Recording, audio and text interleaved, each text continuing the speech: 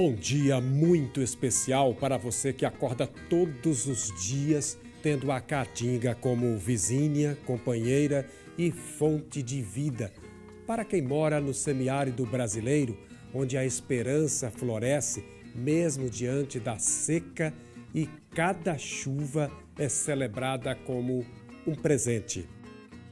Hoje, o Gazeta Rural convida você a observar com mais capricho um dos biomas mais extraordinários do planeta. Vamos mostrar por que proteger a caatinga é preservar biodiversidade, cultura, conhecimento e o futuro de milhões de brasileiros. E veja também as dicas para cuidar do rebanho bovino no inverno, estação que necessita de atenção extra com os animais. Choveu menos este ano no sertão e os produtores estão colhendo o que restou do milho antes da hora para fazer silagem. Uma receita de croquete de porco. E aqui a gente tem as folhinhas de coentro para dar uma cor e um toque mais sofisticado no bolinho. Fica bem bonito. Uma cara de saboroso. E a música sertaneja de Rafael e Gabriel. Quem vem não vai embora, aqui eu vou ficar. Se for é bom que só, tem sol o ano todo nesse mar de Maceió. Quem vem não vai embora.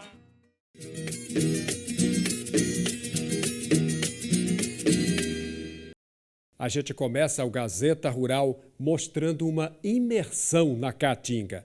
Eu e Renato Leite fomos a Olho d'Água do Casado, no sertão, acompanhar as 48 horas de pesquisadores, professores, estudantes e admiradores do bioma.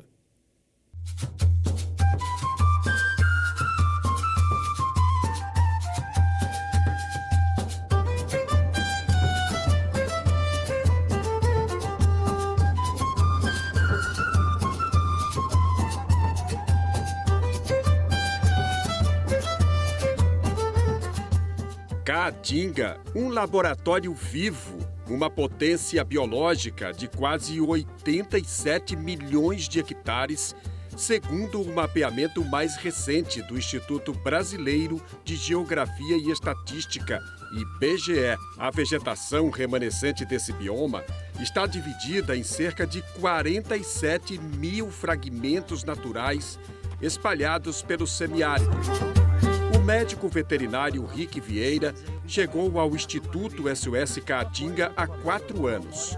De lá para cá, ele se dedica a estudar o comportamento dos animais que habitam uma área de caatinga ainda preservada em Alagoas. Câmeras que gravam na escuridão da noite ajudam a monitorar os felinos ameaçados de extinção. E quais são os felinos que ainda conseguem resistir, que ainda habitam esse bioma? Então, nós temos o gato do mato pequeno, né, que é o leopardo tigrinos. A gente tem a jaguatirica, que está sendo o mais ocorrente, né, que a gente tem maior número de ocorrências, maior número de registros. Temos também o gato morisco e recentemente tivemos a descoberta da onça, né? Nós conseguimos encontrar a onça no fragmento de caatinga aqui em Alagoas também, que acreditávamos que já estava extinto, né? Em Alagoas, a caatinga já perdeu cerca de 342 mil hectares de vegetação nativa. Junta, essa área representaria o tamanho de aproximadamente 3.400 quilômetros quadrados, mais do que o dobro do território ocupado pela cidade de São Paulo, por exemplo. Um alerta para a necessidade de conservação do bioma. E o que é a caatinga para você? Para mim é muito especial, porque eu sou de Salvador, né? Eu sou baiano, então nasci e me criei na capital, na cidade grande, e conheci a caatinga quando eu vim morar aqui em Alagoas. E me apaixonei. É algo muito sutil, assim, a questão da resiliência, sabe? Você poder estudar, eu que no caso trabalho com felinos, poder estudar de que forma esses animais eles utilizam esse meio ambiente, esse habitat, quais são as técnicas, enfim, que eles utilizam para se adaptar, para sobreviver durante o período seco. esse período de estiagem. Então, assim, para mim é algo fantástico. Eu sou extremamente apaixonado. Aqui no meio do mato, estruturas como essa são montadas para que pesquisadores e estudantes discutam esse bioma, que é tão importante para a vida, para a sobrevivência de todos nós. A Caatinga é um bioma único no mundo e é nosso, é brasileiro. As palestras, troca de informações sobre a fauna e a flora desse lugar. A reserva ecológica pertence à comunidade indígena Croanã. Valorizar os povos da Caatinga, né, que está aqui resistindo há mais de 10 mil anos, né, mas registro aqui de até 9.500 anos, que é a partir do esqueleto mais antigo, do fóssil mais antigo escavado no cemitério de 9.500 anos. Então, valorizar as pessoas como protagonista desse território, para nós é muito mais do que sagrado e que tem que ser valorizado, cultivado, atendido também pelas políticas públicas, respeitado por esse contexto, né? E tem aí as instituições, né? SOS Caatinga, que cuida da Caatinga, né? Que também nós chamamos a atenção para cuidar dos povos da Caatinga também, que vive no meio dessa natureza, preservando essa cultura, preservando a sua existência, né? E assim a resistência. Descobertas que conectam homens e mulheres à essência da natureza, a exemplo das curiosidades mostradas por Rindo Aventura, nome artístico de Valber Novamuel, guia de turismo, contador de histórias e criador de conteúdo no Parque Nacional do Vale do Catimbau, no município de Buíque, agreste de Pernambuco. Qual a diferença que você vê daqui, dessa vegetação, comparando com a do Vale do Catimbau? São vegetações bem similares, né? Sendo que a do Vale do Catimbau, como a gente está um pouco mais alto, é considerada uma região de brejo, então a gente tem uma vegetação de caatinga um pouco mais arbustiva. Aqui a gente tem uma mata mais espalhada, vegetação um pouco mais seca, então aqui digamos que a gente está mais dentro do sertão. E lá no Vale do Catimbau a gente está no agreste ainda, né? É agreste com clima de sertão. Quando a gente passa dos principais pontos, que chega na Igrejinha, que chega na Vila dos Breus, no Muquém, aí sim a gente entra no sertão propriamente dito. Mas o Catimbau ainda é agreste, então a gente tem essa mistura muito lá de restinga, de um pouquinho de Mata Atlântica, então cada bioma tenta sobrepor o outro. Se o ano for muito verde, a Mata Atlântica tenta sobrepor a Caatinga. Se for muito seco, o inverso acontece. Para a Luzia, que mora a pouco mais de 50 quilômetros do local da imersão, vale a pena dividir o que se aprende aqui com os vizinhos que cultivam alimentos na Caatinga. Aqui é um momento onde eu aprendo, não só aprendo, mas tem troca de conhecimentos, onde eu posso estar levando para os agricultores da minha comunidade, Sítio Bananeiras, município de São José da Tapera. Lá eles produzem a questão de horta, mas também muitos são amantes da natureza, amantes da Caatinga, onde muitos trabalham na roça, plantam milho, feijão. É importante preservar esse bioma Caatinga, né?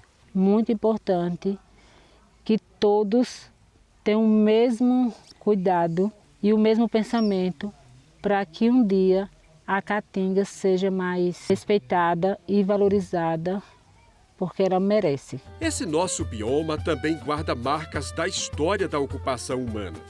São sítios arqueológicos com gravuras e pinturas rupestres, registros produzidos há milhares de anos por povos que habitaram esta região.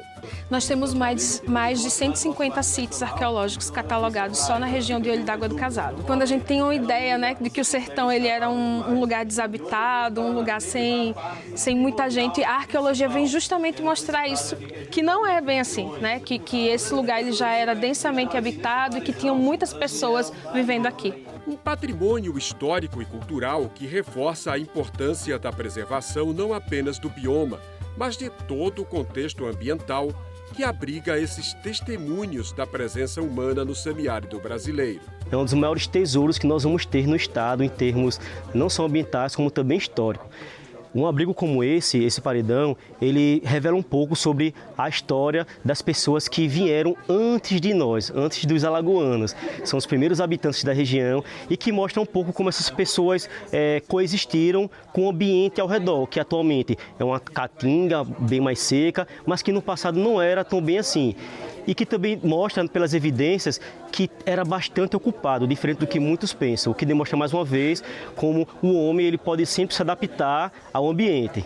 E em se tratando de uma imersão por 48 horas, mesmo ao anoitecer, tem gente palestrando. Informações e dicas sobre os insetos da caatinga. Todo inseto que tem o potencial de transmitir doenças, esse é objeto do meu trabalho.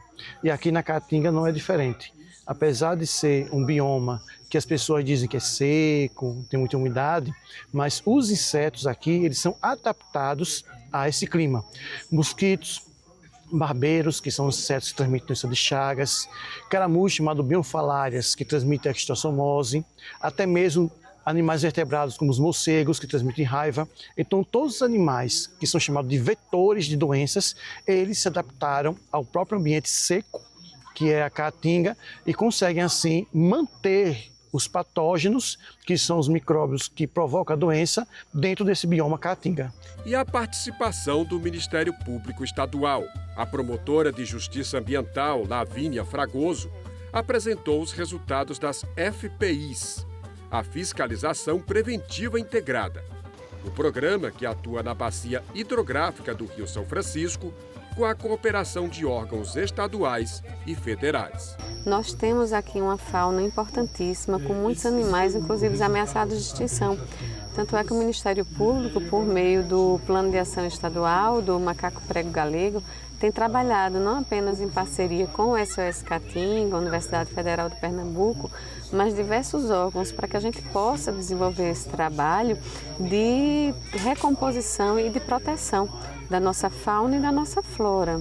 A imersão termina depois de 48 horas, mas o compromisso com a caatinga continua. Cada pesquisa, trilhas e descobertas reforçam que a conservação desse bioma depende da ciência, da educação ambiental e do envolvimento de todos, de moradores a admiradores. Proteger a caatinga é garantir água, biodiversidade, cultura e qualidade de vida para as futuras gerações. Estamos aí com biólogos, com zootecnistas e com amantes da natureza que aqui vieram para ter essa imersão, além da Universidade Federal de Pernambuco, a doutora Lavínia, que sempre acompanha as ações, e o Instituto SOS Caatinga, né, permite isso, permite essa junção, essa integração de aventura, de cultura, de conhecimento. Aqui está unindo conhecimento e prática, né? Que acredito eu, como professor, que deva ser o alicerce para uma boa educação, seja unir sempre o conhecimento com a prática, né? E aqui a gente está tendo essa oportunidade. E estamos aqui felizes da vida de ver um meio ambiente tão bonito, tão bem trabalhado, tão bem cuidado como nós estamos vendo aqui. A caatinga não é só cacto, não é só quintura, a caatinga é muito mais que isso. Tem a flora, tem a fauna, tem o Rio São Francisco e todas as belezas que a caatinga pode oferecer. E todos os palestrantes, desde o início, né, que surgiu, são todos doutores, professores, né, todos eles são pesquisadores trabalhando no bioma caatinga. E isso hoje é um único curso no Brasil e no mundo que existe essa imersão total no meio da caatinga, onde nós armamos um acampamento, né, e aí a gente proporciona para os alunos, curiosos e pesquisadores uma aula ao vivo no meio da caatinga, como vocês estão ouvindo agora. O sertão é meu orgulho, como amo esse lugar. Sou verdadeiro, não minto, descrever tudo que sinto, não posso, mas vou tentar. A caatinga é exclusiva, em outro país não há. Pesquisa no mundo inteiro, é no Nordeste brasileiro que esse bioma está. E olha que notícia boa, viu? Estão abertas as inscrições para participar do projeto Recatingar. Mas o prazo termina no próximo dia 10. Serão distribuídos um total de 55 milhões de reais para projetos voltados à restauração, uso sustentável e diminuição dos efeitos da seca no bioma Caatinga. Podem participar instituições privadas sem fins lucrativos e pessoas jurídicas de direito público. O edital e o link para a inscrição podem ser obtidos no site floresta-viva.fbds.org.br. Depois de 6 anos com boas chuvas, a precipitação deste inverno não foi suficiente para o desenvolvimento do milho na região do Sertão. Os produtores estão adiantando a colheita para fazer silagem. Estamos no município de Batalha, sertão do estado. Arthur nos mostra o que resta da plantação de milho que não vingou. As chuvas faltaram, desde a partir da polinização germinou, mas a parte da polinização já faltou água e o milho sente isso de uma maneira bem rápida, praticamente 40% do que seria para uma roça ideal. O Gazeta Rural esteve na roça de Arthur em março deste ano, mostrando o plantio das sementes na terra molhada. As primeiras chuvas prometiam um inverno regular, mas a expectativa de boa safra foi frustrada pela pouca chuva entre maio e julho. O inverno esse ano foi a chuva escassa e prejudicou a gente na área da produzir o alimento para o gado. Segundo o Serviço de Meteorologia da SEMAR, Secretaria de Estado de Meio Ambiente e Recursos Hídricos, no mês de junho, por exemplo, foram somente 87 milímetros de chuva. Já no mesmo período do ano passado, choveu por aqui 166 milímetros, o que fez uma diferença bem significativa no resultado da plantação. O que a gente está vendo aqui nesta área é a colheita de um milho que seria para grãos. Em média, 100 sacas por hectare. Aqui são 15 hectares em que o agricultor está tomando prejuízo total. Para diminuir um pouquinho, para pelo menos pagar os custos da operação, ele está acelerando a colheita para fazer silagem. Mesmo sendo uma silagem de baixa qualidade e uma produtividade inferior, temos que aproveitar, porque senão perder tudo é pior. Henrique está fazendo estoque para vender durante o verão e tentar reduzir os prejuízos. Aqui eu acho que mais ou menos uns 90% aí de perda. Eu acho que a gente aproveita aí de faturamento mais ou menos 20% do que a gente tinha de expectativa, só que esse tipo de colheita que é de silagem, ela tem um gasto o dobro, o triplo, o dobro mais ou menos de uma colheita normal de grãos, né? A gente tinha vindo uns anos muito bons, apesar de alguns problemas. Eu acho que a gente teve em 2022 excesso de chuva, mas de seca, eu acho que desde 2018 a gente não tem um ano tão complicado, né? E principalmente em junho, que é o mês da festa junina, que normalmente a gente passa ele com uma pluviosidade bem interessante para segurar as lavouras. Esse mês foi 0 e agora a gente vê o tempo levantando, dá expectativa, mas infelizmente o prejuízo já foi concretizado. A previsão é de um ano seco e quente no sertão. Segundo o monitor das secas da Agência Nacional de Águas e Saneamento Básico, ANA, todo o semiárido brasileiro estará sob forte efeito do El Niño, que aquece as águas do Oceano Pacífico, causando um bloqueio atmosférico. O resultado é tempestade e enchente nas regiões sul e sudeste e seca no norte e nordeste. Essa condição climática preocupa quem vive no sertão.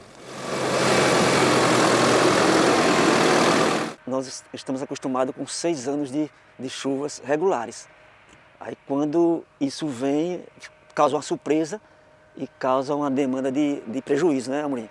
Então, o sertanejo se prepara para tudo, jogar o jogo em junho, julho, até agosto.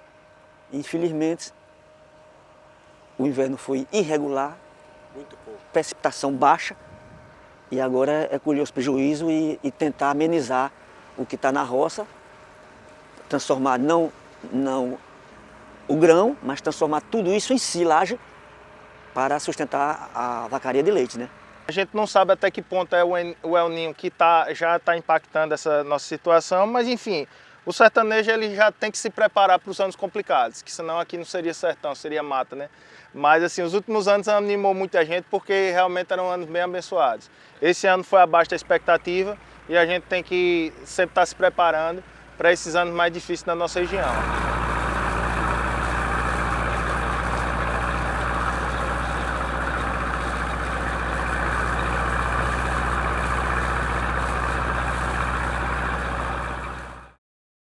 E vamos para a primeira pausa do dia. A seguir, o uso da acupuntura no tratamento de animais.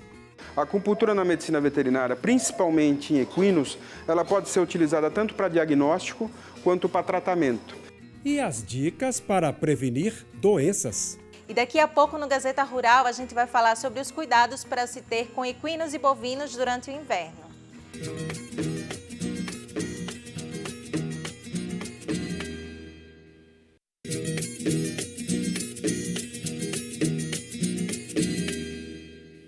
É hora do Giro Animal, que hoje traz um tratamento simples e bastante eficaz para aliviar as dores nos animais.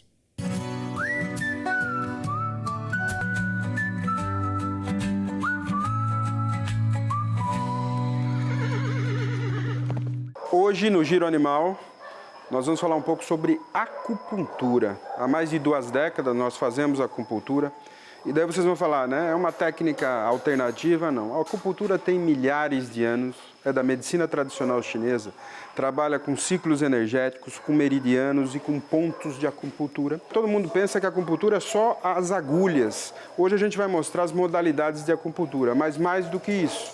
A acupuntura na medicina veterinária, principalmente em equinos, ela pode ser utilizada tanto para diagnóstico quanto para tratamento. Como que é o diagnóstico? São a sensibilidade dos animais quando eu aperto os pontos de acupuntura, como a gente vai mostrar. E depois eu vou mostrar para vocês um pouco das modalidades. Então a gente tem a agulha seca, que é aquela agulha tradicional que vocês conhecem.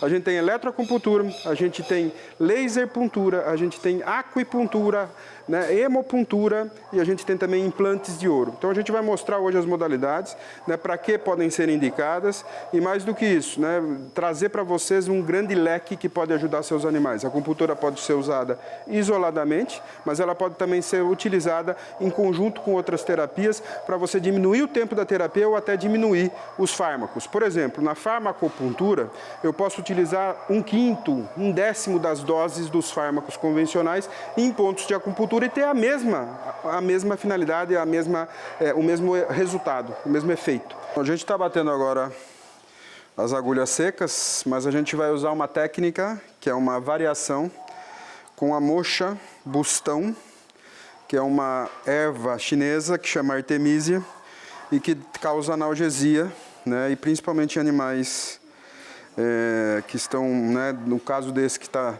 bem acometido por maus tratos, com doenças sistêmicas, às vezes você aquece e melhora a parte energética desse animal. A gente aqui então vai acender a Artemisia, a moxa bustão. Então essa é uma técnica de variação, né, utilizada pelos chineses. Aqui hoje o nosso objetivo é mostrar as modalidades. A gente mostrou a agulha seca, a moxa bustão. Agora a gente vai mostrar para vocês as técnicas de farmacopuntura, hemopuntura e acupuntura, que são líquidos em pontos de acupuntura. Como eu disse para vocês, muitas vezes você usa 1/10 da dose de um anestésico, por exemplo, e o animal fica sedado. Vou mostrar agora para vocês num ponto que chama Intang, numa égua ali. Vocês vão ver como ela vai relaxar com 1/10 da dose de fármaco. Então isso também a gente diminui, principalmente em comunidades vulneráveis, usando a acupuntura para diminuir os custos com os tratamentos, né? E obviamente diminuindo também os efeitos adversos desses medicamentos em doses usuais. Desde 2006 a gente trabalha com a acupuntura e a gente trabalha muito no cavalo, na ajuda de diagnóstico. Então a gente tem pontos de acupuntura, por exemplo, essa égua tem um problema ali no boleto dela, na metacarpa. Então, existem pontos de acupuntura que ela vai ter dor. Então você vê que ela vai... E se você for buscando os pontos de dor, você vê que ela se contorce toda. Outras técnicas muito utilizadas na acupuntura são as técnicas da injeção, como eu já disse, de fármacos, de soro, de sangue autólogo, de sangue dele mesmo, em pontos de acupuntura. Então isso muitas vezes ajuda na imunidade, ajuda para diminuir doses. Nós vamos mostrar agora para vocês 1/10 da dose de um fármaco sedativo para ela num ponto de acupuntura específico que faz com que a égua tenha a mesma sedação do que se ela tivesse com 10 vezes mais a dose. Então vou mostrar agora para vocês. Esse é um ponto que chama Intang, a gente usa então, a gente tem alguns experimentos com sedação com ele. Né? É um ponto extra, não é um ponto que está em meridianos, mas a gente vai usar 1/10 da dose de anestésico, na verdade de um sedativo. Então fizemos 1/10 da dose. Agora a gente vai tirar e vai esperar o tempo da sedação. Bom, gente, aqui então a gente está fazendo a eletroacupuntura. Então ela une a acupuntura, o ponto de acupuntura com toda a eletroterapia. Né? Então você veja aqui esse animal tem um problema, né, de dor lombar e a gente aqui já está fazendo todo um processo de analgesia e também de fortalecimento da musculatura através da eletroacupuntura. Vocês podem ver o movimento aí da agulha, né? A agulha movimentando, você vê já todo o trabalho muscular que vem em todo o músculo longuíssimo dorsal. E as duas últimas modalidades, né, de acupuntura é a laser puntura. Então o laser, o ponto focal do laser, da fotobiomodulação, ela vai ativar todas as substâncias ali, né, os mediadores. E em animais reativos, que não aceitam agulha, animais mais agitados, a gente utiliza como nesse cachorro. E o último, né, que é menos utilizado, mas que a gente tem trabalhado com pesquisa na Universidade Federal de Alagoas, é o implante de ouro. Então a gente pega micropartículas de ouro e aplica nos pontos de acupuntura. O ouro, ele é o metal menos reativo que existe, então ele vai ficar estimulando aquele ponto de acupuntura sem ter problemas iatrogênicos ou de rejeição. É isso aí, pessoal, vocês conheceram um pouco hoje, um pouco mais de acupuntura e viu que não é só agulhas simples, né? A gente tem várias modalidades e várias indicações que conforme vão acontecendo, a gente vai mostrando aqui no Giro Animal, na sua TV Gazeta.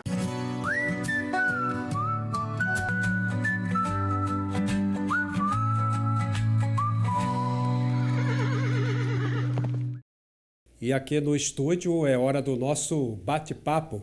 Estamos recebendo a médica veterinária Milena Bezerra, do Grupec UFAL. Seja bem-vinda. Bom dia, Milena. Tudo bem? Tudo bem. Milena, é uma honra recebê-la aqui para a gente falar um pouquinho, primeiro, sobre a Semana Animal lá em Viçosa. Como é que foi aquela semana? Muitos animais que chegaram lá, e sempre uma surpresa, porque tem muito animal solto e animal que é criado solto, aquele que tem dono, mas vive solto na rua, que é um problema nas cidades, né? Isso mesmo. A Semana Animal ocorreu na semana passada, foi muito intensa, a gente teve ações de educação para a população, contendo palestras educativas sobre zoonoses, sobre a importância da castração desses animais. Tivemos atendimentos direcionados para pequenos animais e grandes animais, os equídeos, totalizando 111 atendimentos para pequenos animais, cães e gatos, e 55 para os equídeos. Fizemos castrações de 55 cães e gatos no nosso castramóvel.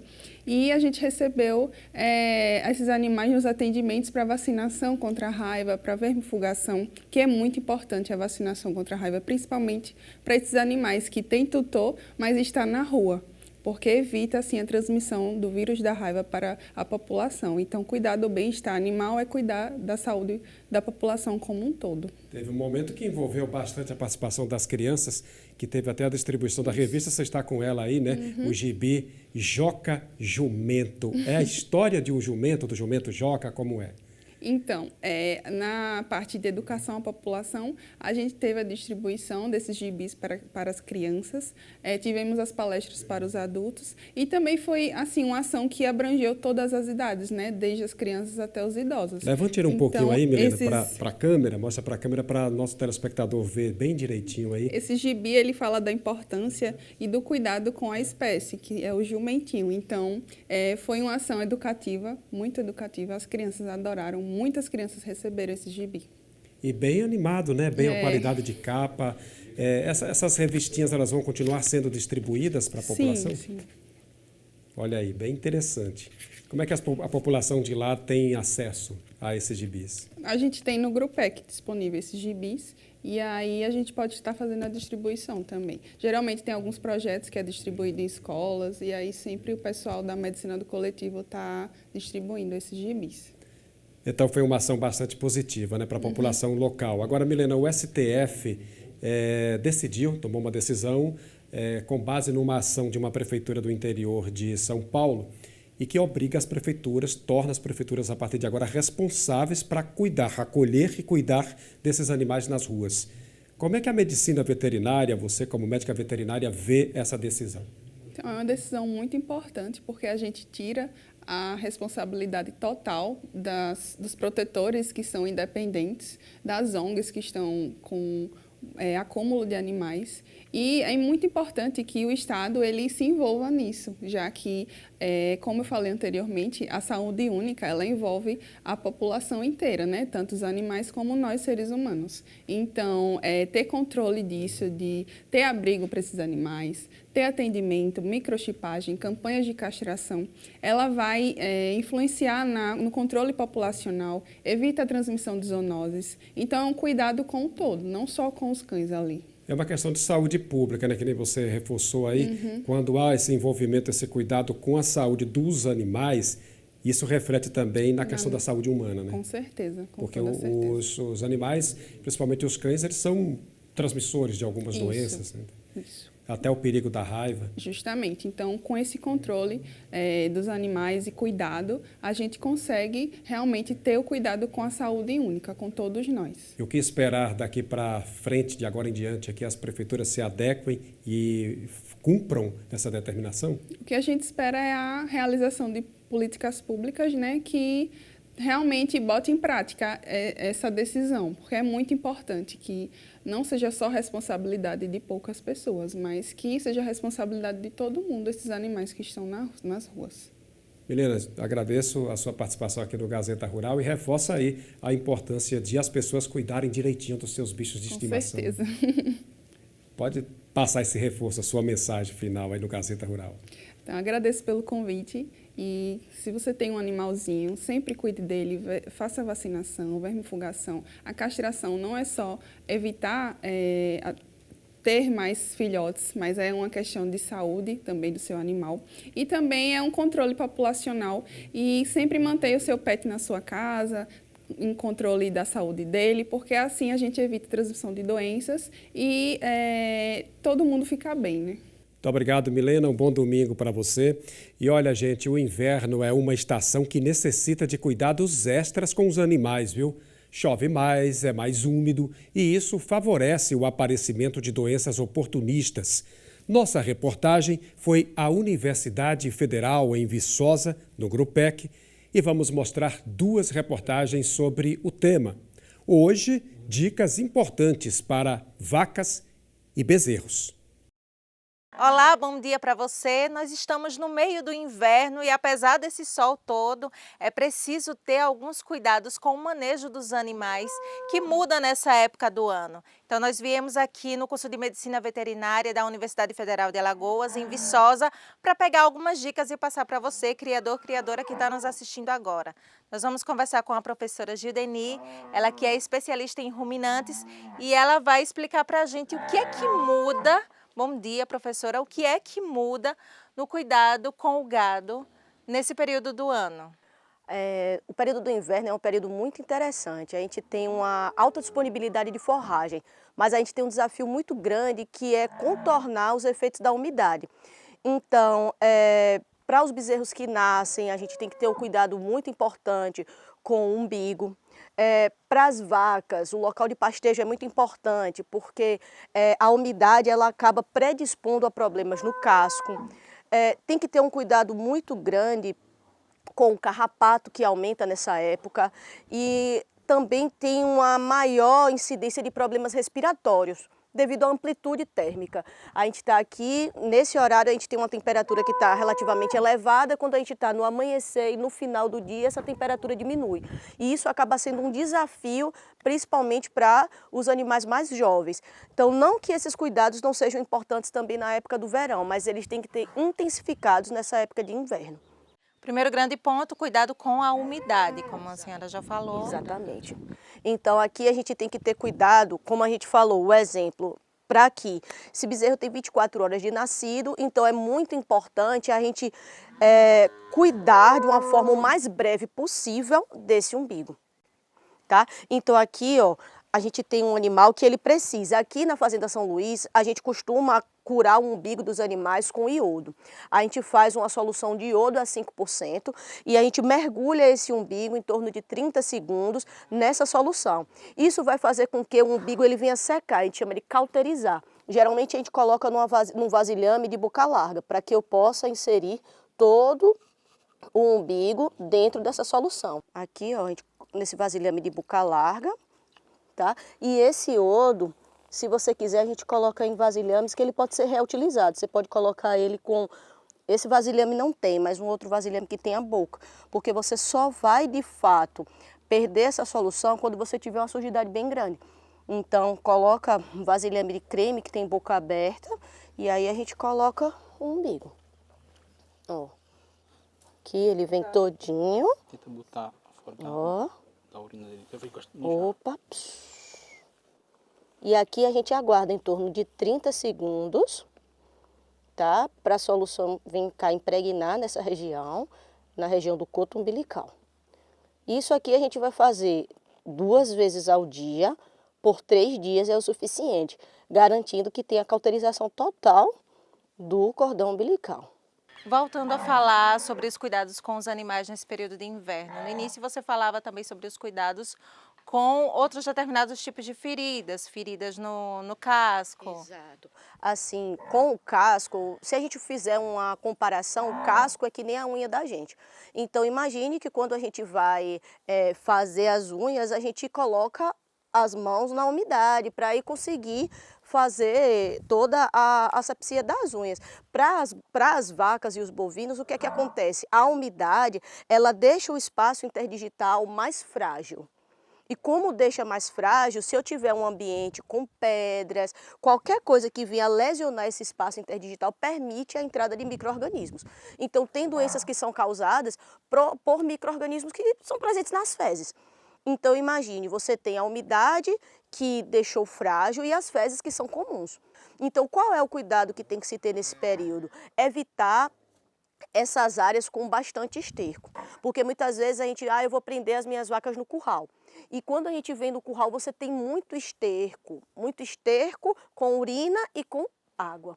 Então imagine que ela passa uma parte do dia com os membros submersos, com o casco submerso nesse ambiente. Então você está fragilizando mais esses cascos, tá? Então é um cuidado que tem que se ter. Sempre que possível, colocar os animais em ambientes o mais seco possível. Mas o meu animal adoeceu. Então, quanto mais breve possível, procura a ajuda do médico veterinário, porque existem diversos problemas de casco. Então a gente tem que saber, alguns precisam de antibiótico, outros da associação antibiótico, anti-inflamatório e bandagem. Então quanto mais rápido a gente fizer a intervenção, melhor a chance dele vir a melhorar e se curar do problema de casco. Da mesma forma, tem que ter muito cuidado com feridas perto das mamas nas vacas, né? Nesse período também, a gente tem, para as vacas leiteiras, tem que ter um cuidado muito grande com o que a gente chama de pré e pós-dipping. O que é isso? É uma solução antisséptica que a gente usa antes e depois da ordenha. Isso vai garantir que a sujidade do ambiente não venha a contaminar essas vacas.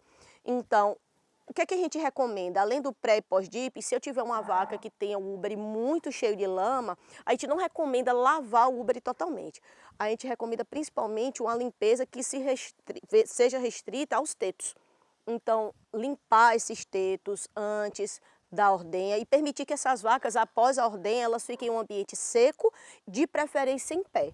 Porque depois da ordenha, elas costumam ficar com os ósteos abertos. Então, elas têm que ficar ali em torno de 30 minutos em estação para permitir que esse ósteo se feche.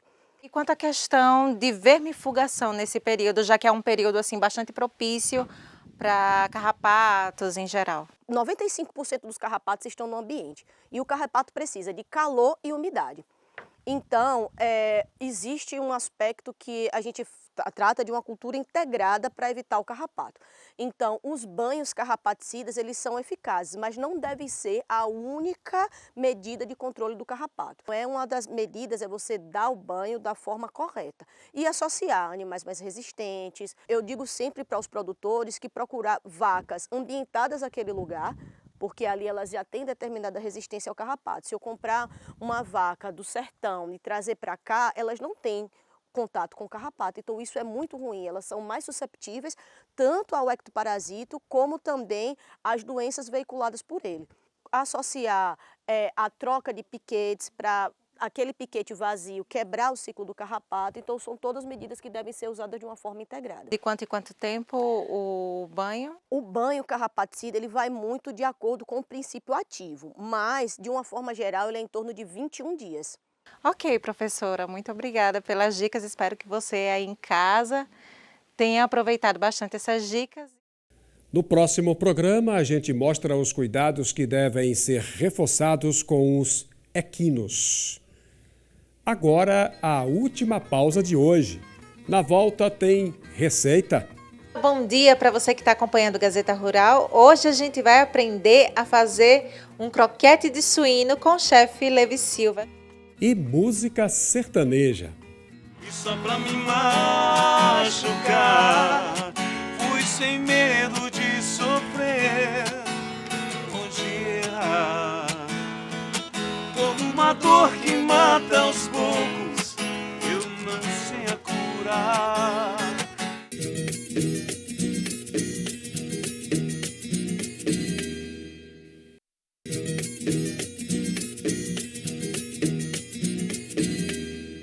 Vamos agora mostrar uma receita de croquete de carne de porco. O bolinho leva muita carne e tem alguns toques especiais. Veja aí que delícia. Olá, bom dia para você que está acompanhando o Gazeta Rural. Hoje a gente vai aprender a fazer um croquete de suíno com o chefe Levi Silva. Levi, seja muito bem-vindo aqui ao Gazeta Rural. Conta pra gente como é que começa o preparo do croquete. Basicamente, a gente vai começar pelo cozimento da proteína. Eu escolhi por uma forma que eu acho mais simples, para quem às vezes está com o dia corrido, e é mais fácil para mim, que foi a forma no forno. E aí eu comprei uma peça de costelinha, optei pelo corte da costelinha suína, e enrolei. E aí a gente vai fazer essa cocção no forno a 180 graus, em média, e... Quanto tempo que fica cozinhando? De 45 a 50 minutos. E aí a próxima etapa?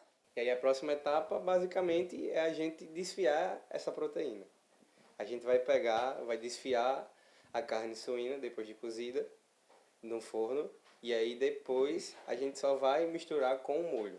Mas aí depois que a gente desfia, qual é o próximo passo? O próximo passo é a gente fazer a base de um molho branco. Aquele molho de mãe mesmo que a gente faz em casa. Misturar as quantidades de leite, manteiga e farinha e jogar essa carne desfiada dentro. Basicamente, as quantidades bases de um molho branco que a gente faz em casa é a proporção de 25 gramas de farinha e 25 gramas de manteiga, em partes iguais. E para essa quantidade, normalmente eu costumo adicionar 400 gramas de leite. E aí a gente vai olhando o ponto. Normalmente a gente coloca de 500 a 600, mas para uma croqueta, a gente coloca menos leite porque a gente quer que fique mais espesso e mais grosso, como se fosse uma massinha. Certo. E aí, em seguida, a gente vai, de fato, amassar para transformar numa massinha, não é isso? Isso. A gente vai mexer e misturar essa carne, os dois juntos. Vai misturar a carne, fazer o molho, misturar a carne. adiciona o próprio da carne também nesse cozimento para dar um sabor a mais na croqueta.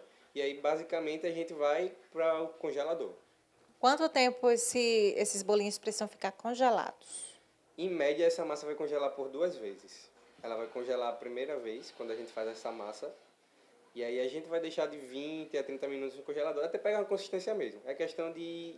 Porque congelador e freezer varia de casa para casa, a gente vai sentindo. Quando tiver mais firme, já der para modelar, já pode pegar e começar a fazer as bolinhas. Então, depois do processo de congelamento, mostra pra gente como é que fica o bolinho. Ele vai ficar exatamente assim. Mais resistente, tá vendo? Porque aqui já está congelado. E aí, aqui a gente vai ter que correr contra o tempo. Porque, como é um bolinho sem massa, a gente tem que empanar quando ele estiver mais resistente, mais consistente. E aqui já está pronto para empanar. Muito tempo, aí derrete a carne e fica Exato, molenga. exato. Certo, então vamos lá empanar. E aí a gente vai começar a partir para a etapa do empanamento, que basicamente é aquele empanamento clássico que a gente já conhece, de ovo, farinha de trigo e farinha panko. E aí a gente vai dar uma batidinha nesse ovo para incorporar a clara e a gema. São quantos ovos? Um só? A gente vai de proporção. Se você for fazer muitos bolinhos e for dobrar a proporção, a gente adiciona a proporção dos ovos, mas normalmente eu uso 2. A gente pode adicionar um temperinho aqui nessa mistura de farinha de trigo, pode colocar um açafrão, uma páprica para adicionar um sabor a mais. E pode colocar também uma páprica aqui na farinha panko para dar uma corzinha a mais e um sabor também. E assim sucessivamente nos 3. E aí a gente vai na seguinte ordem. A gente vai colocar a massa do bolinho no ovo, vai dar uma meladinha, dá uma enxugadinha e vai para a farinha. E aí na farinha a gente dá essa meladinha, dá uma balançadinha nela, a gente pega essa bolinha, dá uma batidinha, dá uma escorrida nela e volta para o ovo novamente. E aí desse ovo a gente dá uma meladinha novamente, sempre lembrando de dar uma enxugada para tirar o excesso. E aí a gente vai para a farinha panko. E vai dar uma empanada na farinha panko. Farinha de rosca também funciona? Farinha de Fica rosca legal? também funciona. Existem várias formas de empanamento. Aí também fica a critério de você usar a imaginação aí em casa. A croqueta. E aí fica uma bolinha. Aqui já está empanada. Só deixar no pratinho pronto para fritar. E aí se você quiser também, se não for consumir no momento, a gente pode congelar e deixar lá no congelador, que tem um período de validade legal, congelado. E aí a gente vai fazendo assim sucessivamente com as outras bolinhas.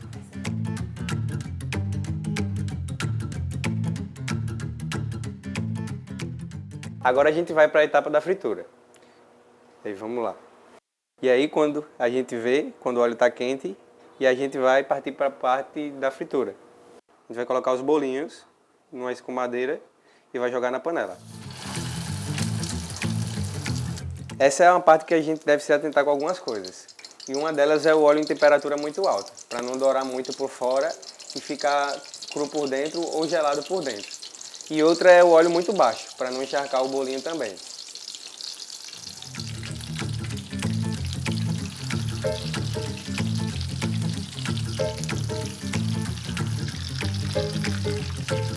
E vai mexendo até ela ir ficando dourada assim.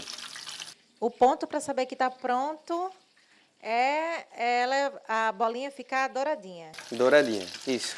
Mas normalmente dura de cerca de 4 a 5 minutos. E agora com os bolinhos dourados, a gente vai tirar e vai deixar descansando no papel toalha por aproximadamente 1 minuto para tirar esse excesso de óleo.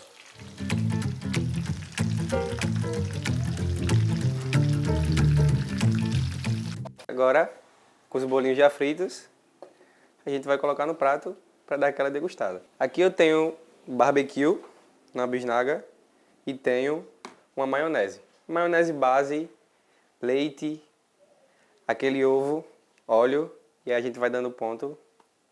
E aí fica a critério de vocês. Pode servir tanto numa cumbuquinha para comer beliscando, ou pode servir de uma forma mais chique, colocando no prato os bolinhos. Olha só. Não sei fazer maionese caseira, posso usar aquela do, Pode usar pronta. do supermercado. Do supermercado, né? exato. Na facilidade eu também uso. Ó, e aí a gente vai colocar os bolinhos. Rapaz, que bonito. A gente pode usar outros tipos de carne? Pode usar outros tipos de carne. Pode usar carne de sol, pode usar cupim, pode usar um acém. Aqui vai da sua criatividade em relação ao sabor que você quer comer também. Até o próprio frango mesmo fica um bolinho legal. E aí, vou dar uma finalizada por cima com aquele velho barbecue. E aqui a gente tem as folhinhas de coentro para dar uma cor e um toque mais sofisticado no bolinho. Fica bem bonito. Uma cara de saboroso. E aqui está pronta a nossa croqueta de suíno com barbecue.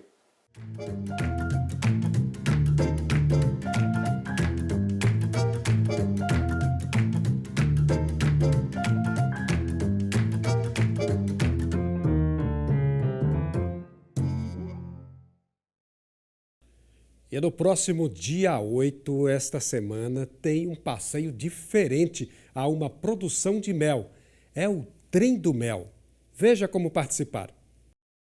Olá, muito bom dia para você que está assistindo Gazeta Rural. No próximo dia 8 de agosto vai acontecer mais uma edição do Trem do Mel. Esse que é um evento que já faz sucesso aqui em Fernão Velho. E nós vamos conversar agora com a Marília Lima, ela que é uma das organizadoras. Marília, seja muito bem-vinda ao Gazeta Rural. Conta pra gente como é que está a programação. A programação está sendo montada com muito carinho, tá, gente? Com uma programação com aulas de meliponicultura, aula de apicultura, recreação para toda a criançada, tem um lanchinho muito farto para toda a família, degustação de nossos produtos. Realmente é um passeio assim memorável para todo mundo e, claro, o passeio do trem, que é o plus, assim, que é muito especial, que muitas pessoas nunca tiveram a oportunidade de andar de trem ou estão vindo pela primeira vez, né, de fato, e a gente recebe todo mundo com muito carinho aqui. Agora tem que fazer a inscrição antes, não é isso? Exatamente. Nós temos as nossas redes sociais, né? E aí de lá você desce um link para o nosso WhatsApp. São 3 WhatsApp funcionando, muita mensagem, graças a Deus a demanda está alta. Essas inscrições vão até quando? As inscrições para o dia 8 já estão abertas. E vai até quando? Que é para o pessoal não perder o prazo. Até, acredito que o dia 5, porque a lista ela encerra rápido, né? Nós recebemos aproximadamente 100 a 150 pessoas, então, a depender da demanda, pode ser que até nem dia 5 chegue, né? Quem está interessado, a gente recomenda que corre lá no Instagram da gente, desce o link no WhatsApp, corre para fazer essa inscrição e garantir sua vaga para vir junto com sua família. E aí o pessoal que embarcar, vai embarcar em que estação? Vai descer aqui na frente, né, da empresa Fernão Velho. Exatamente. Conta pra gente como é esse passo a passo aí do início do dia. Então, nós temos um convênio com a CBTU, né? Nós fazemos a recepção das pessoas na estação de trem de Bebedouro e aí as pessoas descem na nossa estação aqui, que é a Estação Abelhas, para fazer todo o passeio conosco de 2 às 5 e depois retornam novamente para a Estação Bebedouro ao final do passeio. Qual a rede social aqui da Fernão Velho e o número de telefone para entrar em contato e fazer essa inscrição? Nosso Instagram é @fernãovelho, tá? Sem acento. E o nosso WhatsApp comercial é o 999224249. Ok, Marília, muito obrigada pelas informações. A gente deseja sucesso para a próxima edição do Trem do Mel.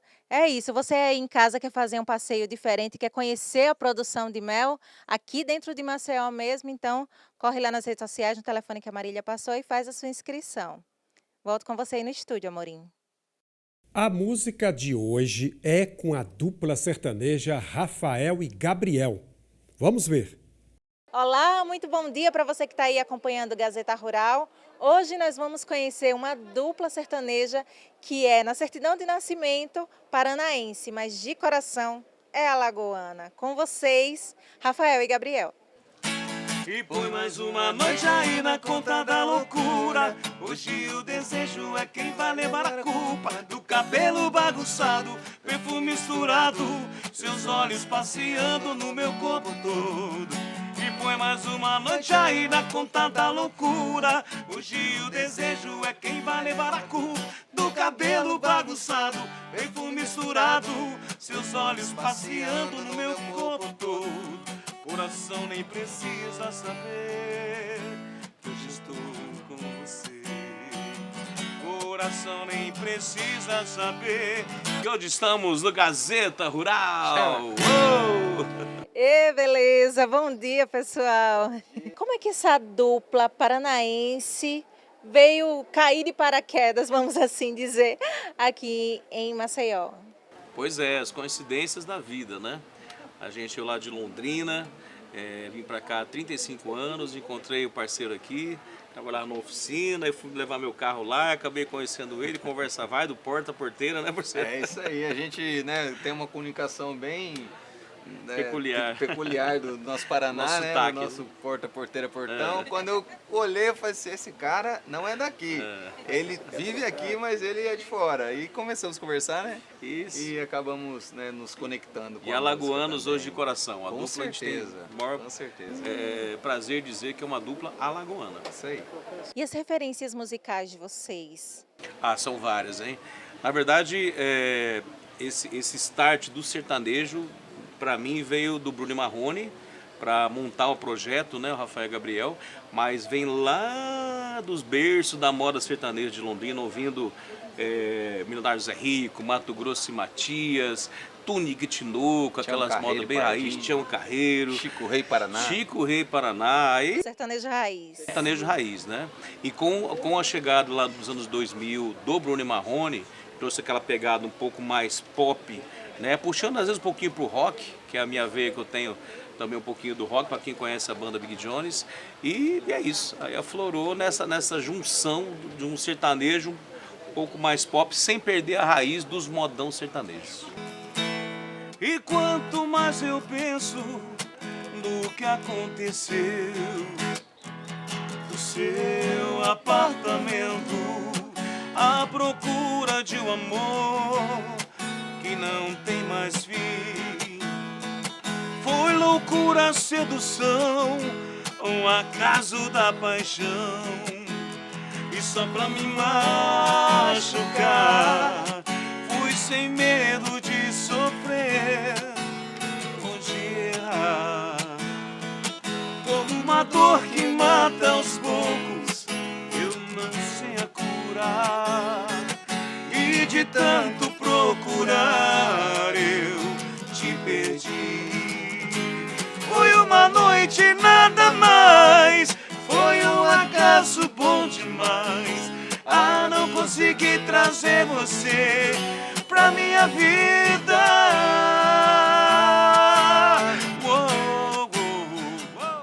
Agora vocês estão aqui há 3 décadas. A música alagoana, de alguma forma, já influenciou vocês? Vocês têm aquela tradição do modão, sertanejo, do sul, mas a música alagoana conseguiu aí entrar no meio e influenciar na musicalidade de vocês? Com certeza. Com certeza. Inclusive tem uma música nossa, que é homenagem a Maceió, né? Nossa autoria, de minha autoria, que se chama Se Existe um Paraíso. E essa música é homenagem a Maceió. Muito bom esse título, hein? Com certeza. Na verdade, são 2 músicas, né, que falam, né, da história. Existe o Paraíso e uma chamada Pé Vermelho, o pessoal pede nos shows. E quem nasce no norte do Paraná, lá em Londrina, é o apelido de Pé Vermelho, que a terra é muito vermelha, a terra é terra roxa, né, produtiva. Aí a gente fala do Pé Vermelho, da história, até chegando em Maceió, encontrando essa natureza. As duas são homenagem a Maceió. E aí, gente, como é que tá a agenda de vocês agora para esse segundo semestre? Agenda lá no Instagram, inclusive já deixar registrado. Agora em agosto temos um especial do Bruno Marrone lá no Braseiro. Se o pessoal quiser saber mais, parceiro do Instagram. É o terceiro especial que nós vamos fazer. Quem já. perdeu. Sucesso, meu filho. Só entrar no Instagram lá. Rafael e Gabriel Oficial, beleza? É Rafael e Gabriel, Rafael com PH, tá certo? PH de farmácia antiga. É importante manter a nossa tradição, a nossa raiz, não é isso, meninos? Com certeza. Tanto é que essa música, Se Existe um Paraíso, ela tem essa pitadinha aqui do forrozinho, né? O forrozinho aqui de Alagoas. Ok, vamos bacana. nela? Vamos nela. Vamos nela? Então vai. Quem vem não vai embora, aqui eu vou ficar. Se for é bom que só, tem só um ano todo nesse mar de Maceió. Quem vem não vai embora, aqui eu vou ficar. Se for é bom que só, tem só um ano todo nesse mar de Maceió. Jatiuca, Ponta Verde, Pajuçara, tem um encanto que abala o coração. No nunca vi nada igual em toda a minha vida. Maceió, minha paixão. E no Pontal da Barra, belas coisas vou comprar. Se existe um paraíso estampado no sorriso, Maceió é meu lugar. Quem vem não vai embora, aqui eu vou ficar. Esse povo é bom que só, e só o ano todo nesse mar de Maceió. Ei, Maceió. É, maravilha. Agora, pra gente encerrar, vocês têm um DVD gravado, não é isso? Isso, tem um DVD que foi gravado na Praia do Gunga, né, em 2009. Está lá Rafael Gabriel, ao vivo na Praia do Gunga, que foi gravado com um grande produtor da música sertaneja, que é o Maestro Pinóquio. E desse DVD nós rodamos o Brasil, né? Moramos em Minas Gerais, tocamos em todo o Nordeste, tocamos no Paraná, o Brasil todo. E a dupla hoje é bem casamenteira, viu? A dupla hoje está sendo muito requisitada lá para São Miguel dos Milagres, essa região toda, o pessoal do Sul que gosta do modão sertanejo e que vem sempre, estão levando o Rafael Gabriel para lá. E pode levar nós, que até hoje tá tudo dando certo esses casamentos. Isso aí. Amém. Casamentos abençoados, né? Pois é, graças a Deus. Ok, meninos, muito obrigada pela disponibilidade de vocês, por essa entrevista aqui no domingo, logo cedo, no Gazeta Rural. E vou pedir para vocês fazerem mais uma para a gente encerrar aqui o nosso domingão. Ok? Estamos aqui no Mercado do Artesanato, vem aqui no centro de Maceió. Tradição. E todos os amantes já adormeceram. E todas as palavras já se calaram. Já não vive o mundo em que se perderam. Minhas madrugadas em que chamaram. Quero sentir. Quero ouvir. Que meu corpo encontre seu corpo. Um prazer absoluto. E assim, enquanto eu te abraço, me aperte em seus braços por um minuto. De um jeito que só você sabe. De um jeito que só eu sei. Oh. Valeu, Gazeta Rural. Valeu, gente. E assim termina o Gazeta Rural deste domingo. As reportagens desta edição você confere na nossa página na internet ou no canal do YouTube, TV Gazeta de Alagoas. Participe do Gazeta Rural enviando sugestões para o nosso WhatsApp. O número é o 829-9403-3588. Um ótimo início de semana e até o próximo domingo.